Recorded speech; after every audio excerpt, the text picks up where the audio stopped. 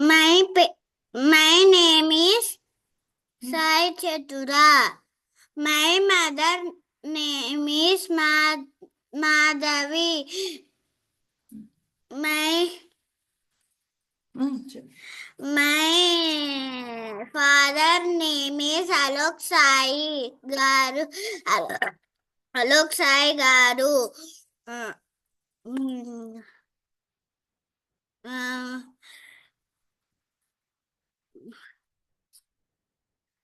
my my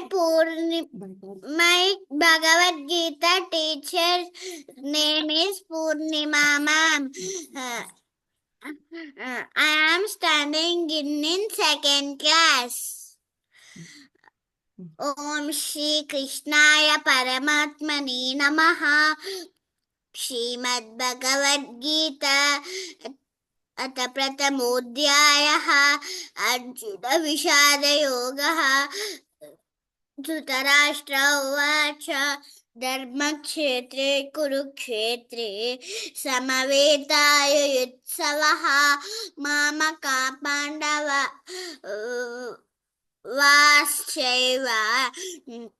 किमकुर्वत Sanjay उवाच दृष्ट्वा तु पाण्डवानीकं व्यूढं दुर्योधनस्तदा आचार्यमुपसङ्गम्य राजा वचनमब्रवीत् पश्येतां पाण्डुपुत्राणाम् आचार्यमहतीं च मूं व्यूढां द्रुपदपुत्रेण तव शिष्येन धीमता अत्र शूरा महेश्वासाः भीमार्जुनसमायुधि युद्धानो विराटश्च द्रुपदश्च महारथः दृष्टकेतुश्चेकितानः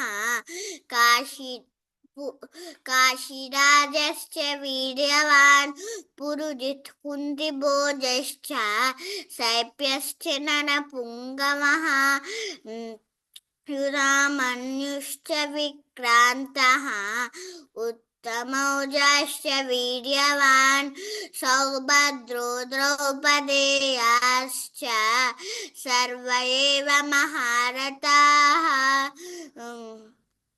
अस्माकं तु विशिष्टाये तान्निबोधद्विजोत्तमा नायका मम सैन्यस्य संज्ञार्थं तां ब्रवीमि भवान् भीष्मश्च कर्णश्च कृपश्च समितिञ्जयः अश्वत्थामा विकर्णश्च सौमदत्तिस्तदैव च अन्ये च बहवः शूराः मदर्थे त्यक्तजीविताः नानाशस्त्रप्रहरणाः सर्वे युद्धविशारदाः अपर्याप्तं तदस्माकं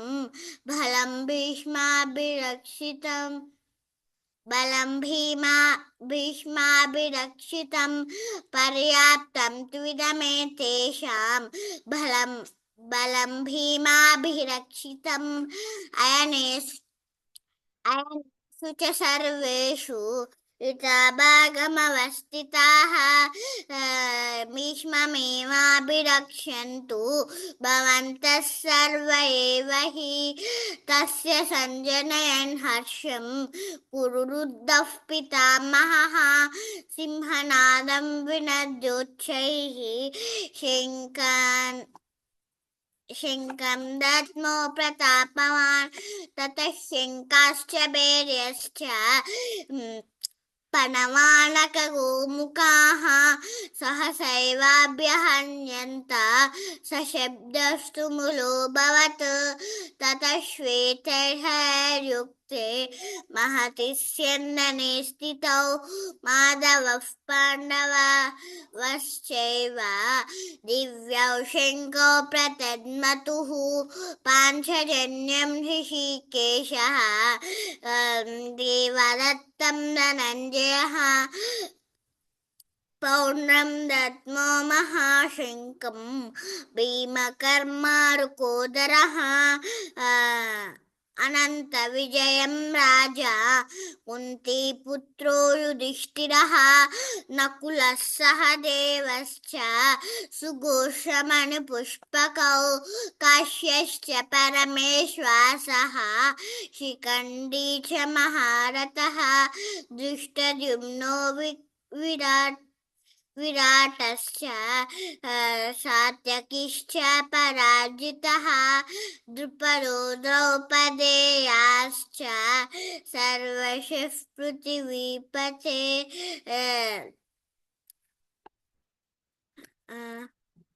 सौभद्रश्च महाबाहुः शङ्खान् दद्मुः पृथक् पृथक् सघोषो धर्तराष्ट्राणां हृदयानि व्यधारयत् नभश्च पृथिवीं चैव तुमुलोऽभ्यनुनादयन् अथ व्यवस्थितान् दृष्ट्वा धार्तराष्ट्रान् कपिध्वजः प्रवृत्ते शस्त्रसम्पाते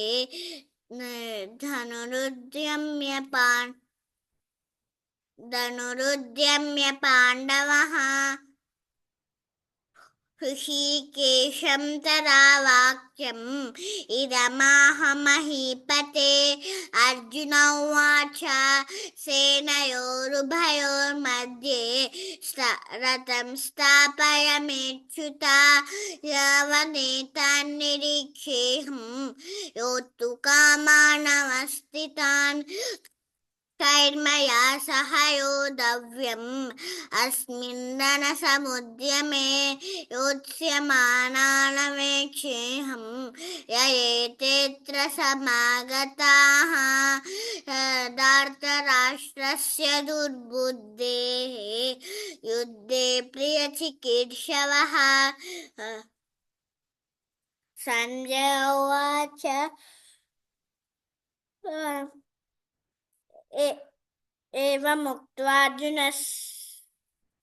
एवमुक्तो ऋषिकेशः गुडाकेशेन भारत सेनयोरुभयोर्मध्ये स्थापयित्वा रथोत्तमं भीष्मद्रोणप्रमुखतः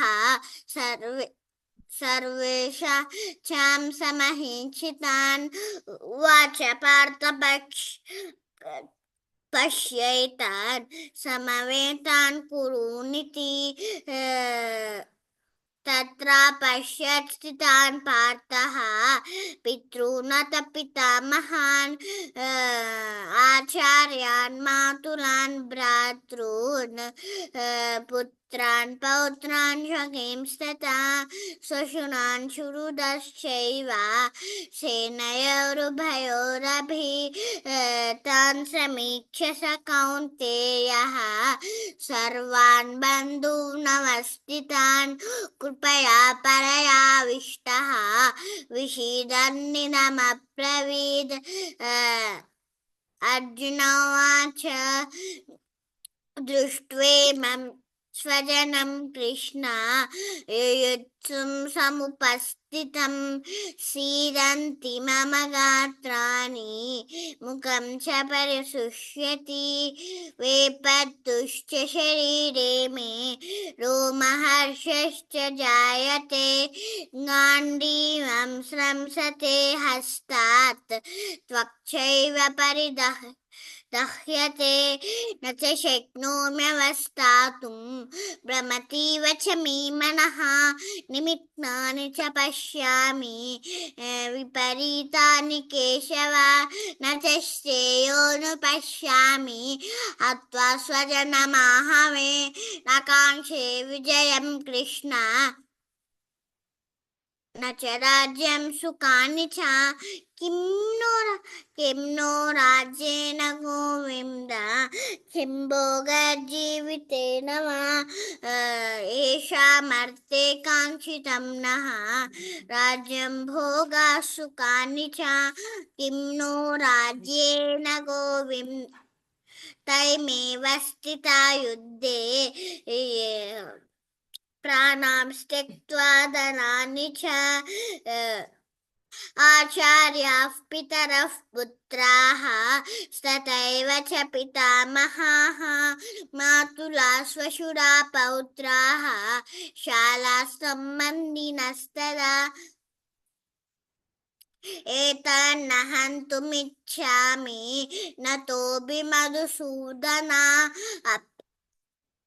अपि त्रैलोक्यराज्यस्य हेतोः किं नु मही कृते निहत्य धार्तराष्ट्रान्नः का प्रीतिः स्यात् जनार्दन पापमेवाश्रयेदस्मान् हत्वैतानाततायिनः तस्मात् नार्हा वयं हन्तुं धार्तराष्ट्रान् स्वबान्धवान् स्वजनं हि कथं हत्वा सुखिनः स्याम माधव यद्यप्येतेन पश्यन्ति लोभोपहत चेतसः कुलक्षयकृतं दोषं मित्रद्रोहे च पातकम् कुलक्षये कथं न ज्ञेयमस्माभिः पापादस्मान्निवर्तितुं कुलक्षयकृतं दोषं प्रपश्यद्भिर्जनार्दन कुलक्षये प्रणश्यन्ति कुलधर्म सनातनाः धर्मे नष्टे कुलं कृत्स्नम् अधर्मोऽभिभवद्युत अधर्माभिभवात् कृष्ण प्रदुष्यन्ति कुलस्त्रियः स्त्रीषु दृष्टासु वार्ष्णेया जायते वर्णसङ्करः संकरो नरकायैव कुलज्ञानां कुलस्य च पतन्ति पितरो हेषां लुप्तपिण्डोदकक्रियाः दोषैरेतैर्कुलज्ञानां वर्णसङ्करकारकैः उत्सार्यन्ते जातिधर्माः कुलधर्माश्च शाश्वताः उत्सन्नकुलधर्माणां मनुष्याणां जनार्दन नरके नियतं वासः भवतीत्यनुशुश्रुमा अहो बत महत्पापं कर्तुं व्यवसिता वयं यद्राज्यसुखलोभेन हन्तुं स्वजनमुद्यताः यदि मामप्रतीकारम् अशस्त्रं शस्त्रपाणयः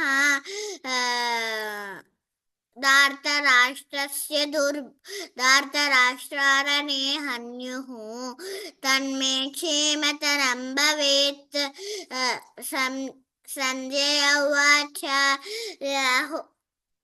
एवमुक्त्वा अर्जुनः सङ्खे रथोपस्थ उपाविशत् विसृज्य शशरं चापं शोकसंविघ्नमानसः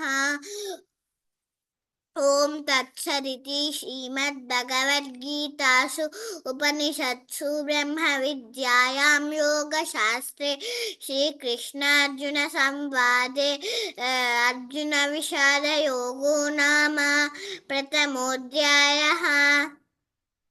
over ma'am. Very good, Nana. Very good. 25th shloka. Bhishma Drona Pramukhataha. Then what is the next line? Sarvesham cha Mahikshitan. Mahikshitam. Okay, Mahikshitam. Okay, Then 34 shloka. Acharya. Adi cheppu. Acharya. Pitara. Putraha. Sataiva. Tathaivacha. Okay, S letter is not there. Okay, good, very good. కొంచెం మహాప్రాణాస్ చెప్తే ఇంకా చాలా బాగుంటుంది.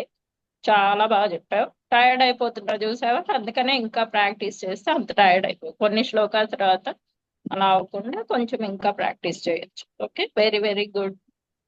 Very good నాన్న, బాగా చెప్పావు. చాలా బాగా చెప్పావు. Memory super. దానిలో అసలు అదే నీకు అనుమానమే లేదు. అయితే 3 కామన్ మిస్టేక్స్ అబ్జర్వ్ చేశా. ఏంటంటే ఇప్పుడు ఉవాచ ఉంది కదా, అర్జున ఉవాచ, ఆ స్పేస్ ఇవ్వాలి నాన్న. ఎక్కడ ఉవాచ వచ్చినా నువ్వు ఇక్కడే కాదు, ఏ చాప్టర్ లో అయినా అర్జున ఉవాచ, సంజయ ఉవాచ, స్పేస్ ఇచ్చి చెప్పాలి. ఓకే, కంటిన్యూస్ గా చెప్పకూడదు. అదొకటి. తర్వాత సరే, మహాప్రాణాలు కొన్ని చోట్ల చాలా ఎక్సెప్షనల్ గా చెప్పావు, కొన్ని చోట్ల ఫ్లాట్ అయిపోయాయి.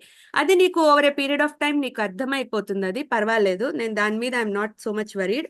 బట్ అదొకటి. ఈ ఉవాచ దగ్గర స్పేస్ ఇవ్వాలి. అలాగే ఎక్కడ ఓవెల్ సౌండ్ వచ్చినా ఇవ్వాలి. పూర్ణిమ గారు అదొకటి కొంచెం మీరు కేర్ తీసుకోండి. చెప్తూ చెప్తూ ఉంటే వాళ్ళకి అర్థమైపోతుంది. ఇప్పుడు చూడండి, త ఇమేవ స్థిత యుద్ధే, ఆ తా పక్కన స్పేస్ ఇచ్చి ఇమే చెప్పాలి. ఎందుకంటే అది ఓవెల్ సౌండ్. అర్థమైందా? ఏఈ ఓ, ఇప్పుడు మనకి ఇంగ్లీష్ లో ఓవెల్స్, నీకు ఓవెల్స్ తెలుసా? ఇంగ్లీష్ లో ఏఈ ఐఓయు ఓవెల్స్ తెలుసు కదా. అట్లాగే సాంస్క్రిట్ లో ఆ ఈ ఉ ఏ అవి ఓవెల్స్ అన్నమాట. ఓకే, ఆ సౌండ్స్ వచ్చినప్పుడు మనం అక్కడ స్పేస్ ఇవ్వాలి కొంచెం. అది కొంచెం గుర్తుపెట్టుకో నువ్వు. ఓకే, అది మెల్లగా ఇప్పుడు ఇట్లా ఇక్కడి నుంచి స్టార్ట్ చేస్తే నీకు over a period of time అర్థమైపోతుంది. అది ఇగ్నోర్ చేయకూడదు, సరేనా? అదొకటి. నెక్స్ట్ వరణ అంటున్నావు, అది వర్ణ. రా హాఫే చెప్పాలి, కంప్లీట్ గా ఫుల్ గా చెప్పకూడదు, మీనింగ్ మారిపోతుంది. వర్ణ చెప్పు, వర్ణ వర్ణ వర్ణ. వర్ణ అని చెప్పాలి, వరణ అని చెప్పకూడదు, మీనింగ్ మారిపోతుంది. ఎందుకంటే అది రా కింద నా ఒత్తు కాబట్టి రా హాఫే చెప్పాలి, నా ఫుల్ గా చెప్పాలి. అదొకటి ప్రాక్టీస్ చేసుకో. ఇవి కామన్ గా నేను అబ్జర్వ్ చేసిన మిస్టేక్స్. అదర్వైజ్ మహాప్రాణాలు నీకు ప్రాక్టీస్ మీద వచ్చేస్తాయి, ఐఎమ్ ష్యూర్ ఆఫ్ దట్. దీర్ఘాలు అవి బాగా చెప్తున్నావు. సో ఇందులో తర్వాత సా కింద సావత్తు వచ్చిన చోట కొంచెం ఫ్లాట్ అవుతుంది. ఇప్పుడు చూడు, ఏవ ముక్త్వార్జున సంఖ్యే, ఆ సా కింద సావత్తు రావాలి. అలాగే ఇంకొక చోట అబ్జర్వ్ చేశాను, అక్కడ ఫ్లాట్ అయిపోతుంది. అంటే యాక్చువల్ గా అది విసర్గ పక్కన సా వస్తోంది కాబట్టి సా కింద సావత్తు లాగానే చెప్పాలి. అది విసర్గ తీసేసి మనం సా కింద సావత్తు చెప్తున్నాము. సో అది కంపల్సరీగా అది మెయింటైన్ చేయాలి. ఓకే, విసర్గ ఉంటుంది యాక్చువల్ గా, అక్కడ విసర్గ పక్కన సా వస్తుంది కాబట్టి అది మనం విసర్గ లేకుండా చెప్తున్నాం కాబట్టి ఆ సా కింద సావత్తు మెయింటైన్ చేయాలి. ఇవి కామన్ మిస్టేక్స్.